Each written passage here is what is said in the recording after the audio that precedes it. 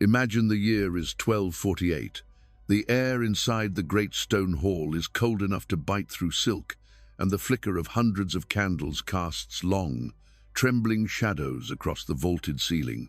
The scent of beeswax and crushed roses hangs heavy, clinging to the velvet drapes.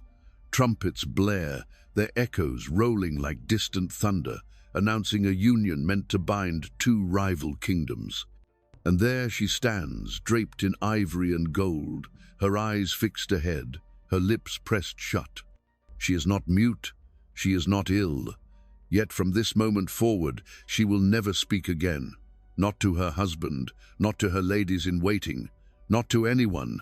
By the will of kings and the ink of a single parchment, her voice has been sealed away for life.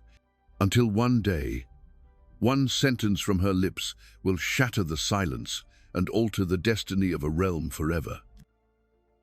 But before we step deeper into the shadows of her silent world, I invite you to join me in uncovering the truths history tried to bury. If you love forgotten tales and the strange turns of the medieval past, then like this video, subscribe to the channel, and tell me, where in the world are you watching from? The year is the mid-13th century, an age when Europe is stitched together by fragile alliances and sharpened by endless feuds. Two kingdoms, each proud, each weary from decades of skirmishes, stand at the brink of war once more. The throne of the Western realm is held by King Alaric, a ruler as shrewd in diplomacy as he is relentless in battle. Across the narrow sea, the Eastern crown rests upon the brow of King Theodoric, a man equally ambitious, equally wary of his rivals' ambitions. Peace, they both know, can only be secured through blood, not spilled in battle, but joined in marriage. Thus, a bride is chosen. Lady Isolde of Varennes, the youngest daughter of Theodoric's line. Known for her grace and her mind as quick as it is cautious, she is to wed King Alaric himself, sealing a truce between their realms. Yet along with the wedding comes an unorthodox condition, penned in the treaty's final clause. The bride must remain silent for the entirety of her life in Alaric's court. Her voice, once given, could never be reclaimed. The reason, officially none is offered. Some whisper it is to prevent her from swaying the court with foreign counsel. Others murmur that an ancient prophecy foretold disaster if she ever spoke aloud in her new home. And so, under vaulted ceilings and watchful eyes, a pact is signed, not of love, but of silence. The day of the wedding arrives beneath a leaden sky. Bells toll from every steeple in the capital, their chimes tumbling over the cobblestone streets. Inside the royal chapel, the air is thick with incense, swirling like ghosts above the gathered nobility. Isolde walks the length of the aisle with the poise of a queen already crowned, her gown trailing behind like a river of ivory silk. She does not speak her vows, the words are recited for her, signed in ink rather than spoken aloud. When the ceremony ends, the silence is almost unsettling. No whispered blessings, no murmured affections, just the hollow echo of her footsteps as she departs with her new husband. Days turn to weeks, and weeks to months. In Alaric's court, every conversation she engages in must be carried on through written notes or the gestures of her hands. At feasts, she raises her cup in silent acknowledgement.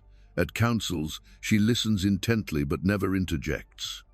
The courtiers are polite, but their eyes are curious, sometimes pitying, sometimes suspicious. Servants whisper behind doorways, wondering if the king has taken a vow to keep her voice from influencing his judgment. Her chambers become her sanctuary. There, in the quiet hours of dawn, she writes letters she will never send, each page filled with thoughts, warnings, and dreams. Some are torn to pieces before the ink dries. Others she hides in hollow compartments within the wooden panels of her walls. Inevitably, stories begin to grow in the shadows. One rumor claims she is cursed, that her tongue will bring death to the one she loves most. Another insists she is a spy, her silence nothing but a clever disguise. A third tells of a monk who, years before, had recorded a prophecy, When the bride from the east breaks her silence, the kingdom will bleed. In the market, the common folk invent tales of their own, painting her as a saint, a witch, a martyr, anything but an ordinary woman bound by politics. 7 years into her marriage, the fragile peace begins to unravel. A rebellion rises in the northern provinces, led by a cousin of the king who believes Alaric has grown too lenient toward the eastern realm. The court divides, some urge for swift, brutal retaliation, while others plead for negotiation. Armies gather at the borders, and the air in the castle feels heavier with each passing day. Isolde attends every council meeting, her presence both a reminder of the alliance and a silent accusation that it is failing. She watches the arguments grow more heated, the king's temper flare more often. And then comes the night when all restraint crumbles. It is winter.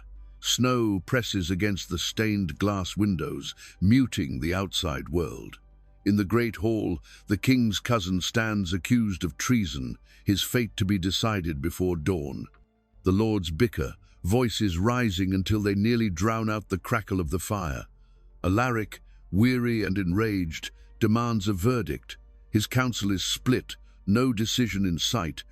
The realm teeters on the edge of civil war. And then her voice, clear, steady, and startling in its suddenness. 7 years of silence, broken in a single breath. "If you spill his blood tonight," she says, her gaze sweeping the room, "you will spill the kingdoms tomorrow." The words strike the hall like a thunderclap. Men who had not heard her speak in years freeze in place, their arguments cut short.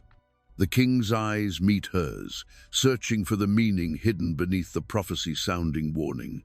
By morning, the cousin is spared, exiled rather than executed. The rebellion stalls, its fury cooled by the unexpected mercy. Yet in the days that follow, the court is restless. Some believe her words saved the kingdom. Others insist she has cursed it anew. And as for Isolde, she retreats once more into silence, her single sentence echoing in every chamber she walks through. The silence of Queen Isolde was not simply a personal vow, it was a political instrument. In medieval courts, a queen's words could shape alliances, stir factions, and even influence the succession. By binding her voice, King Alaric and King Theodoric ensured she could never advocate for her homeland or conspire with dissenting lords. It was a safeguard, at least, in the eyes of those who crafted the treaty. Yet history offers few parallels to such an arrangement. Some scholars compare it to the cloistering of noblewomen in convents, where isolation kept them from political intrigue. Others draw connections to diplomatic hostages, royal relatives sent abroad to guarantee peace. Isolde's silence, however, was unique. She remained in the heart of power, yet her voice was chained. Her single sentence has been interpreted in many ways.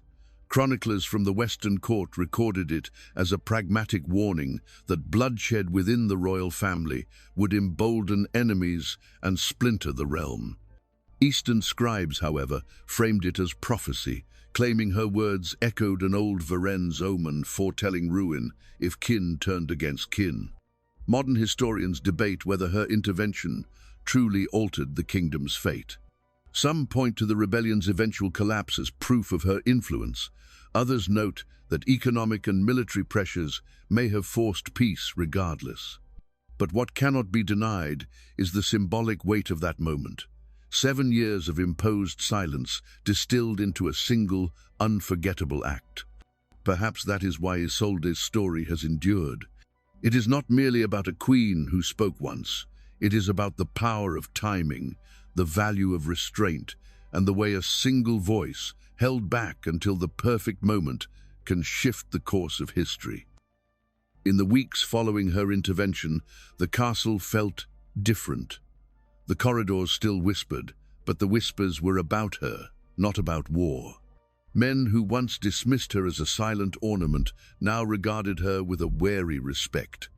Her husband, King Alaric, kept his counsel close, yet in private he would sometimes glance at her as though weighing the cost of what she had done. But peace, in the medieval world was as fragile as frost on stone. Though the rebellion quieted, new threats rose from beyond the borders.